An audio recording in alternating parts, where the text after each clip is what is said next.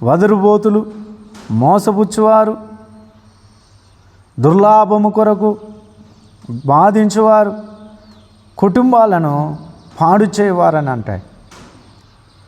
అవిధేయులు, దేవుని పట్ల ఏమైనా భక్తి కనబడుతుందా? ఈ దుర్బోధకులకు దేవుని భయం ఏమైనా కనబడుతుందా? దేవుని సన్నిధానంలో నేను నిలబడ్డాను, నా మాటలు కొద్దిగా మర్యాదపూర్వకంగా భక్తి కలిగినవుగా ఉండాలనే రీతిగా మాట్లాడుతూ ఉన్నారా? ఇష్టం వచ్చినట్టు స్టేజీలెక్కి వదురుతూ ఉన్నారు, బూతులు మాట్లాడుతూ ఉన్నారు, తిట్ల వర్షాలు కురిపిస్తూ ఉన్నారు. ఇక్కడ అంటున్నాడు, వారు ఎలాంటి వారు? దుర్బోధకులు అంటే ఎలా ఉంటారట? అవిధేయులు, వదరుబోతులు.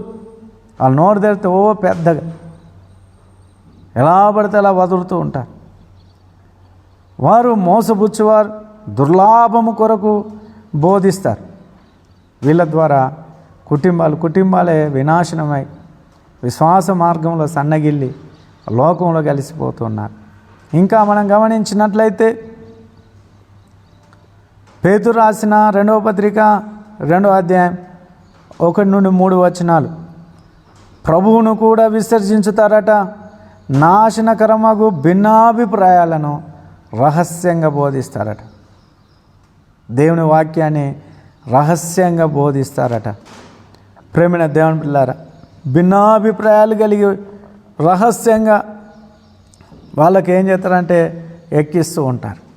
ఈరోజు ఎంత దుర్బోధలు ప్రేమైన దేవుని పిల్ల. ఒక ఆయన వచ్చేసి పరిశుద్ధాత్మ లేదంటాడు, ఇంకో ఆయన వచ్చి భాషలు లేవని అంటాడు, ఇంకో ఆయన వచ్చి స్వస్థత వరాలు లేవని అంటాడు,